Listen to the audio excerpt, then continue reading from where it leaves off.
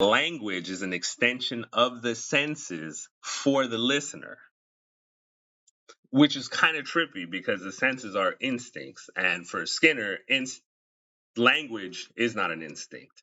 This was his whole argument with Noam Chomsky, because instincts are unlearned patterns of behavior. There are structures of behavior that we sort of inherit and we will tend towards, even if we're not being trained or reinforced in a certain way. So our senses are instincts. Like, we're not taught to see. We can refine ways of looking at stuff, but the fact that we can see is something that's just preloaded. We already have that. So for Skinner, language then is an extension of the senses for the listener, or it's better off to say audience, because for him it's any behavior, not just vocal behavior.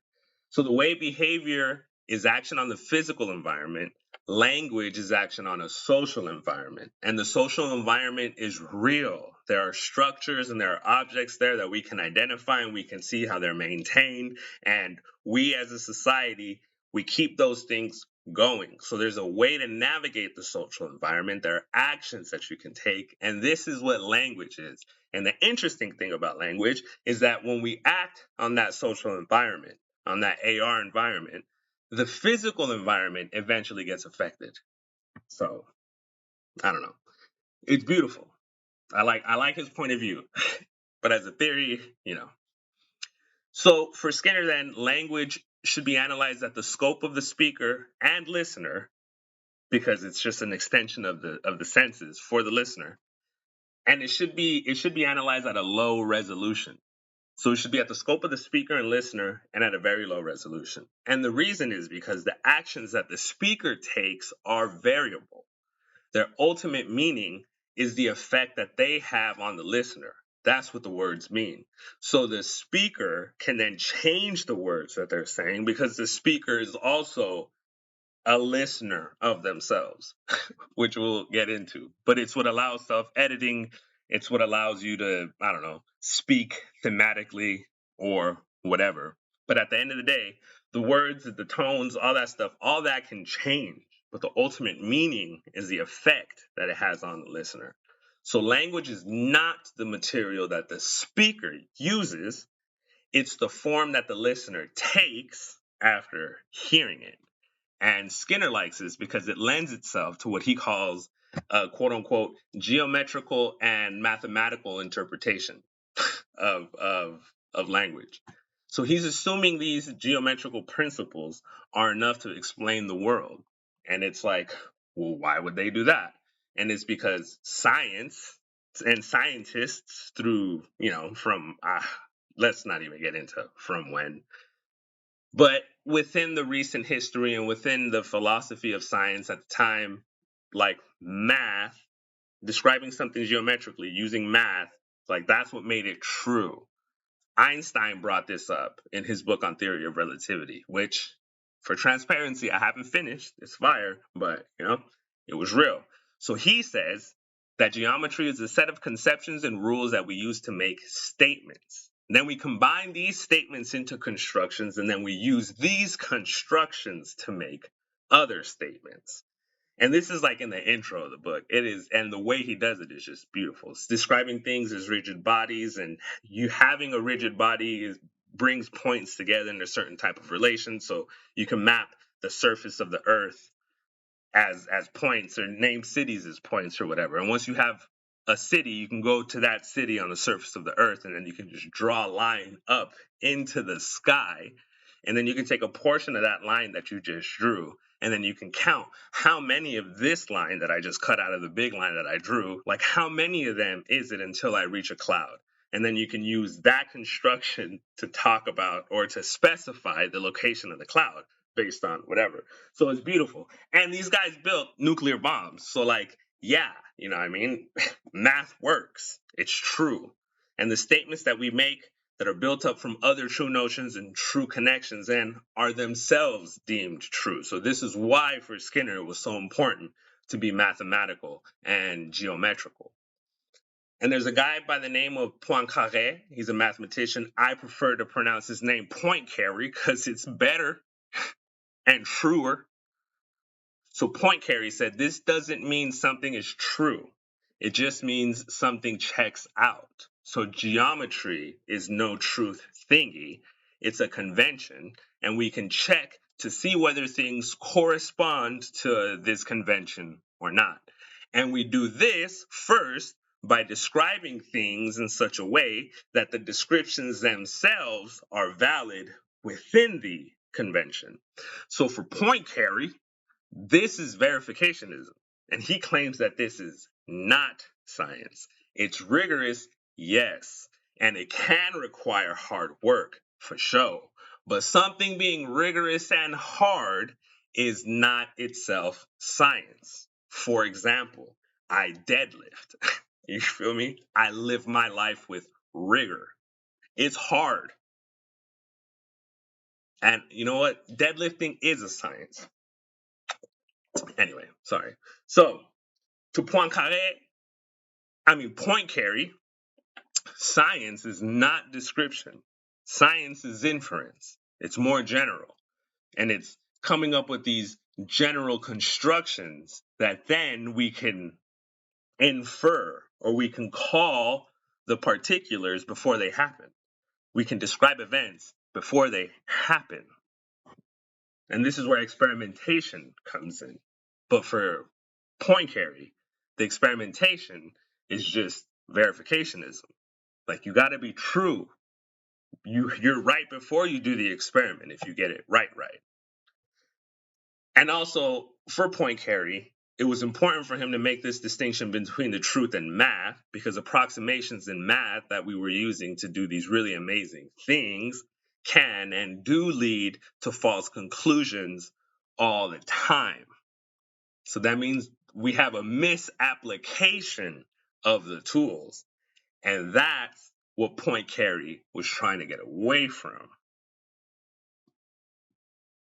So, with all this in mind, that for Skinner, language is the extension of the senses for the listener, that language is action on a social environment, that language should be analyzed at the scope of the speaker and the listener at a very low resolution. This way, we can use mathematical and geometrical principles to learn about it or whatever. So, to kind of double down on his point about, individual words not mattering and whatever, is that Skinner says that there's no such thing as an individual. That what's thought of as an individual is just a particular point of view that doesn't vary over time, even though the points of view that make up the total point of view can change. You can like the color blue, and then you can get all the shirts in blue, and then you can decide, I'm not getting any more blue shirts. It's still you. That point of view is changed, but it's still your point of view. So the self is more of a location than it is personality or anything. Now, my problem with this, and this is what Poincare is saying is a problem with just pure description, is that is what an individual is. Like, no one's not including the notion of space and time in their definition of an individual, and they're saying that that's my mom and, I'm me. And just because someone isn't articulating this aspect of location and time and whatever, like, what?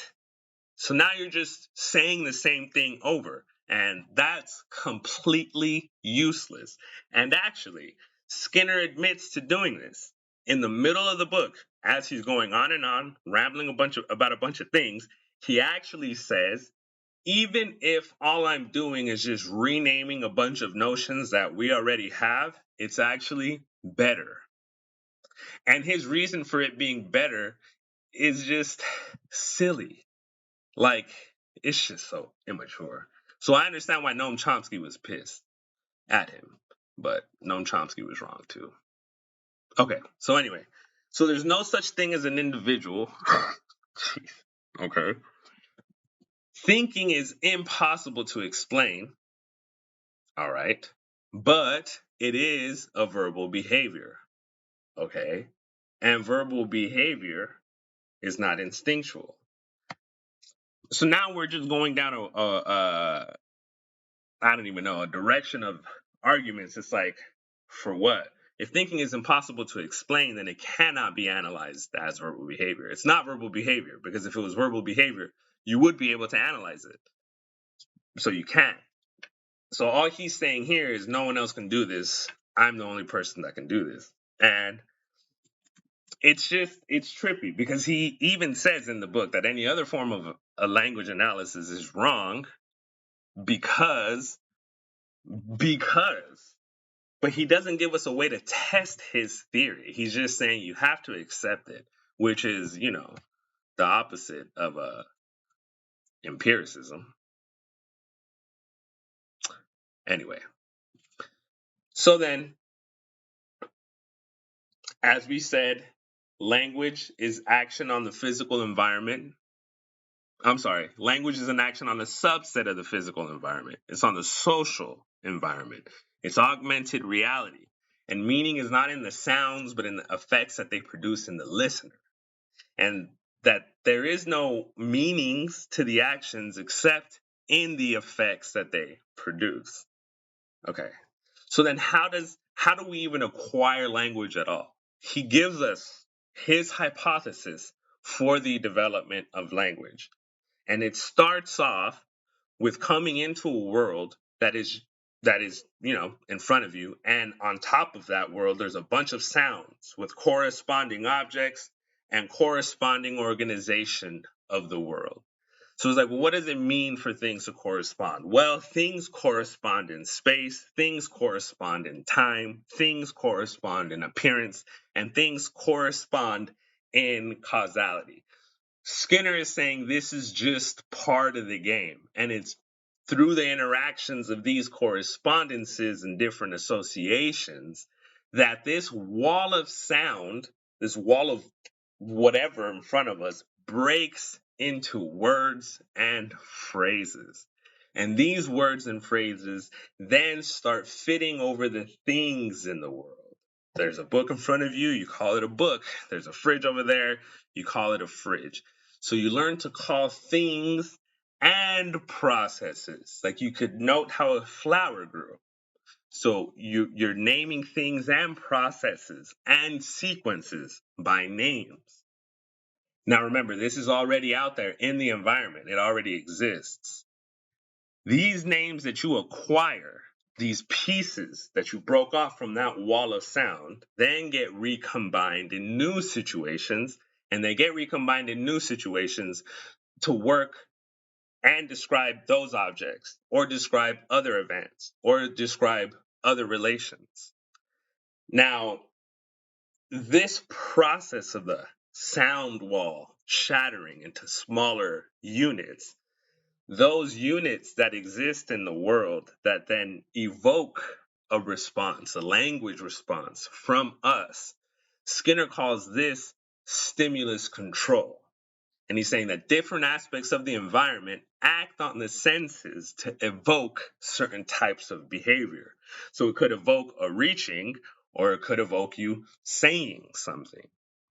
So now that things are named and processes are being named and people are being named or whatever, an I forms and starts relating names with objects and then acquiring syntax and grammar and serving as a point of view from which to describe the environment. This is important, remember, because for him, there is no self, but the awareness comes into being because while you, as a listener, are associating things and composing things and acquiring syntax or whatever, your quote unquote consciousness gets reinforced. This is Skinner. I'm not saying anything. All right. You know where I stand on this nonsense. But this is his theory. I'm just trying to give it straight. You feel me? I want to be generous. Okay. So the you yourself become a listener of your own speaking, and your consciousness gets reinforced. Self-awareness is not a thing, but it emerges when you or your location, and this is actually This is actually fire, bruh. Jeez Louise. Okay. So he says that we become self-aware when we see how others see us, and we see how others insist that we see ourselves. So through this acquisition of language, there comes a location, which is you. And there are these different sentences now that can be said that would describe what this you is. And these sentences are things that people tell you, so you become conscious. And people say different kinds of things. But this develops self awareness, is what Skinner is saying. Bruh. So, words that are said must correspond with the environment. This is what makes the language game possible at all.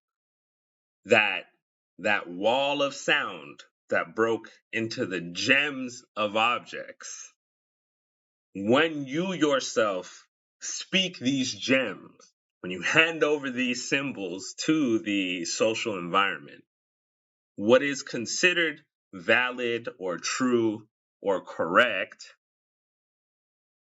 is what corresponds with the environment.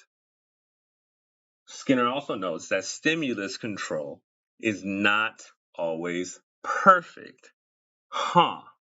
This is interesting because one of the things that these guys that keep talking about mathematical and geometrical principles or whatever is that at every level of your analysis, anytime you have one error, you might have another error not far along.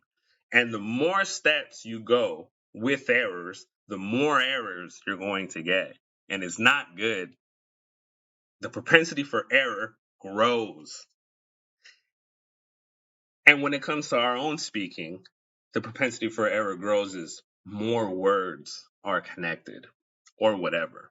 But they just sweep this under the rug instead of saying, hey, maybe there's a limit to this form of analysis. Maybe there's more that we can look into, that this description works at this scope, but maybe there's a scope where we need others.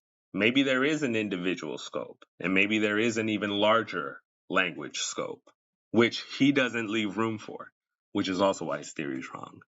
Got him. Anyway, so with all this stuff about words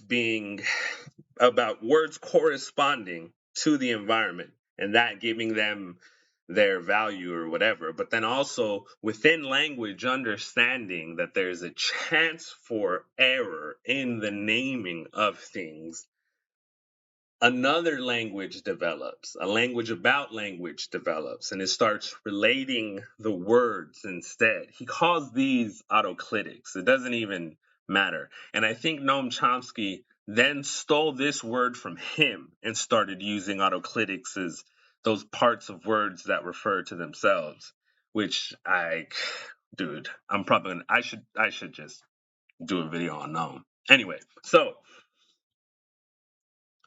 this new language, these autoclitics, they don't describe the environment, they describe the words and the relations between words. So now they're describing the verbal environment. And this verbal environment, it's built up or builds grammar and logic and epistemology. And Skinner is saying this, that all that is just autoclitics, which is a weak way of biting Ludwig Wittgenstein,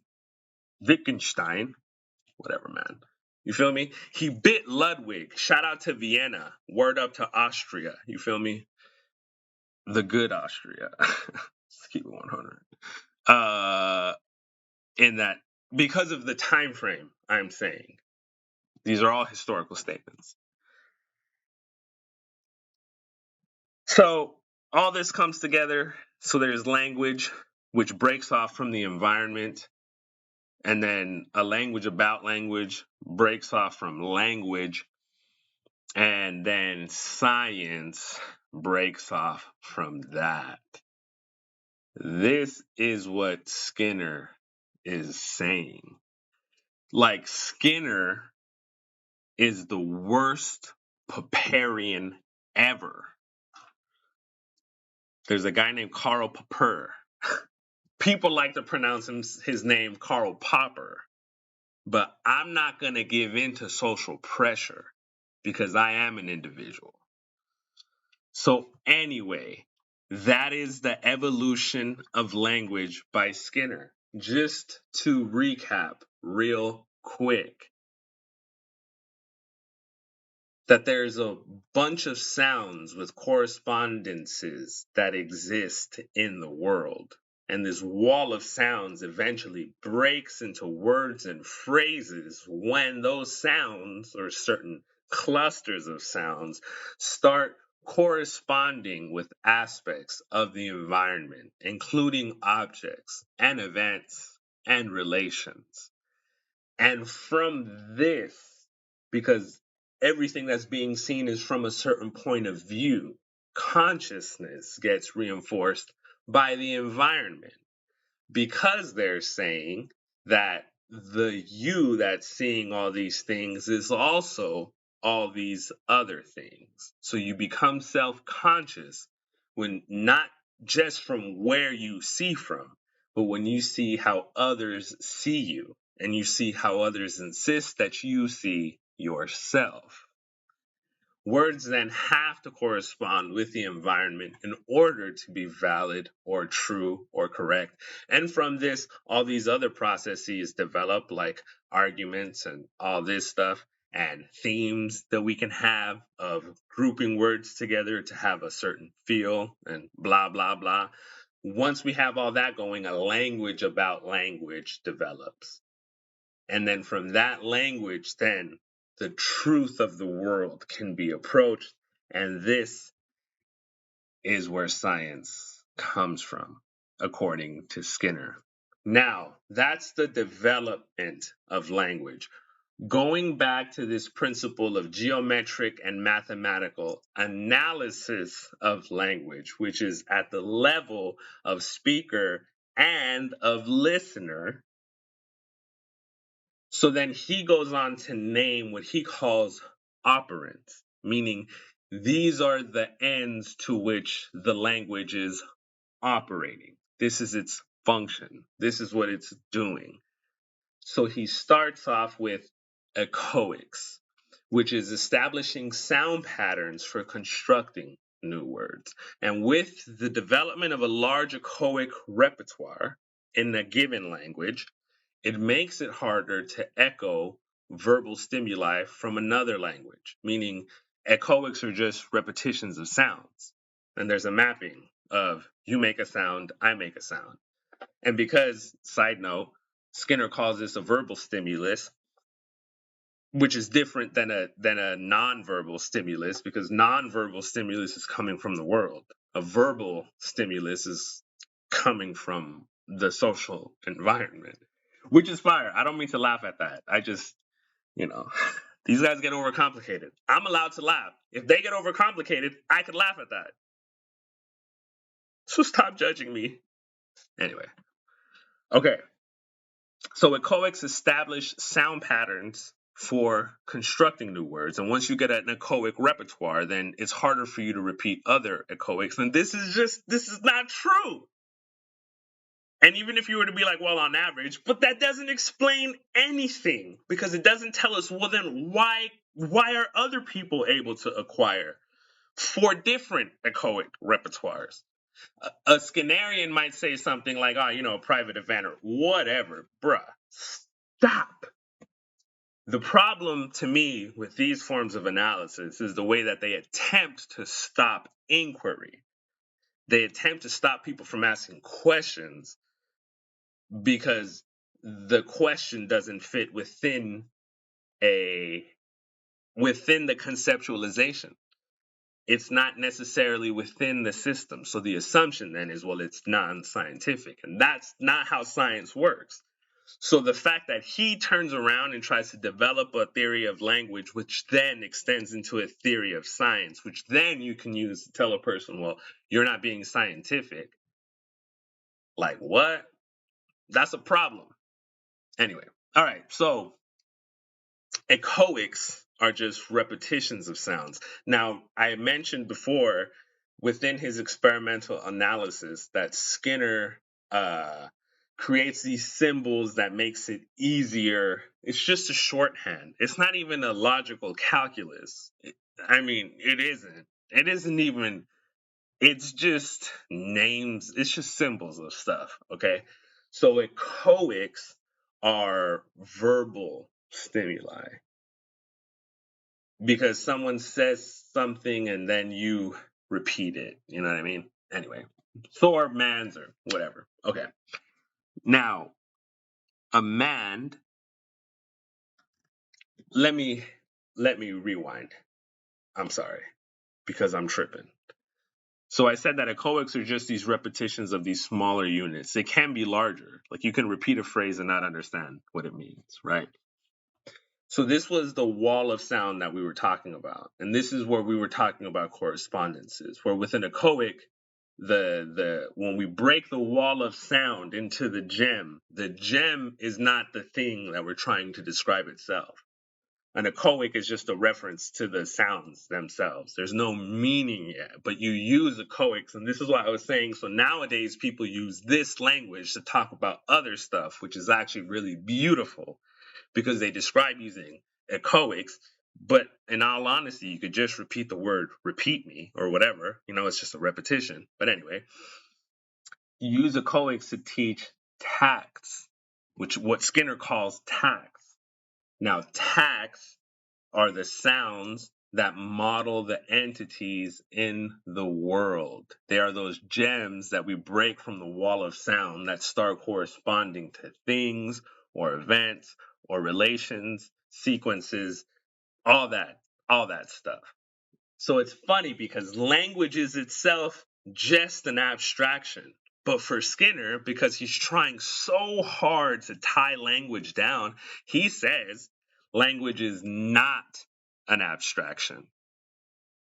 Because he says that concepts can be further abstracted when they're identified by a regularity.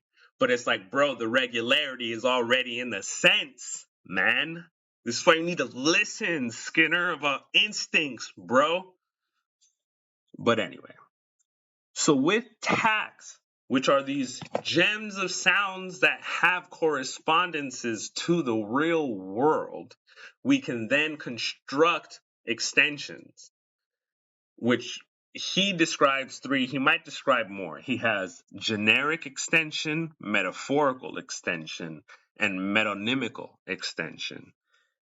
And basically, he's saying this with the generic extension, they appear similar. With metaphorical extension, there are aspects that are similar, but then you generalize calling something, right? So there's a sparkling in your hair that is the sun. We're combining the sparkling aspects of the hair and the sun and calling it the sun now. But it's just a correspondence, you know. And then he has what he calls metonymical correspondence, which is just a correspondence in time or a correspondence in temporal proximity, you could say. There's other language for this later, which you could call it a CMO. What is that one? Is it T? I think it's CMOT. Whatever. It doesn't matter. This is the problem with these language games people keep playing, right? But it's one of those. And so that's what he's saying can happen once you have names of things. These are the gems that have been fashioned out of correspondences with reality. And we use echoics to teach the sounds, the component sounds or the component combinations of words or the phrases. Afterwards, language starts being used and it gets used with mans. And again, repeating on that part about how this gets used for beautiful things, you can teach tax And a really quick way to teach tax is by teaching mands. And all a mand is actually two tacts. And Skinner says this as well. And what is tacking? It's just modeling an entity in the world. Why am I complicating it like this? Because he did. This is his fault, but this is how he plays his game. So anyway, you tact an object and then you tact an action. That is what a mand is. Now, the trippy part about a mand is that Skinner then goes on in this like Malthusian Jacques Rousseau, censored it, boom, winning. But this sort of negative, like he's like, when you make a request, you're automatically introducing an aversive stimulus. And you could almost take a step back, like, hold up, bro. What's an aversive stimulus? And it's like, man, you know what I mean? You could describe it, but it's like not necessary to the analysis. And no, a request is not automatically a threat. I refuse to accept this. But it's the game that they can play when they're doing this geometric analysis or whatever. So an aversive stimulus then would be a stimulus which enacts an escape response, evokes an escape response. Anyway, mands don't arise by themselves. Remember, they're tacting object and action. They have to be transcribed and translated by the verbal community. So once I realize that the baby wants milk, or the baby wants something else, and I can figure that out by the baby says milk. I'm like, oh, here's your milk bottle. The baby throws it at my face. All right, he didn't want the milk bottle, but he must know that he's asking for something. Maybe he wants a truck. I give the baby the truck, and he keeps the truck. So now I'm here to transcribe and translate. You didn't ask for milk. Next time you can't say milk. One, because I can't always expect to have the presence of mind to dodge it because I deadlift.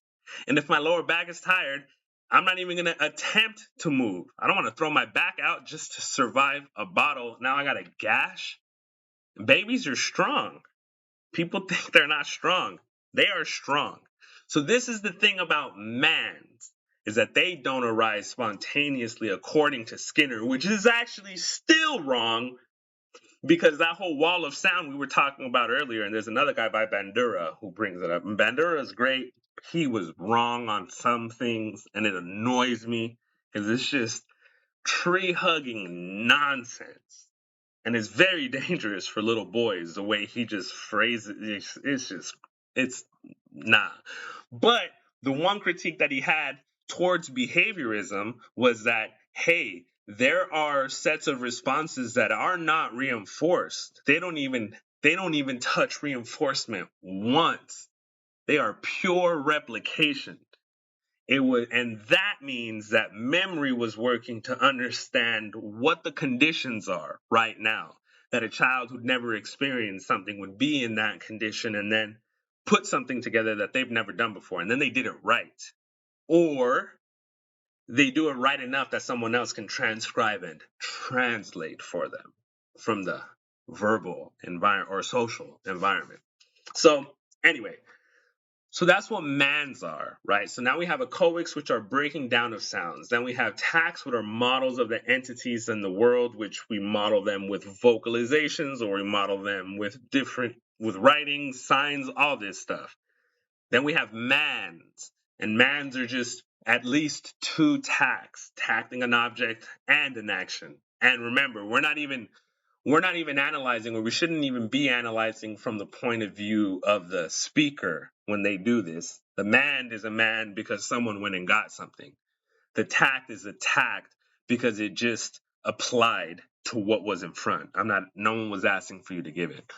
Then he has what he calls textual behavior, which is correspondence with antecedents, similar, whatever.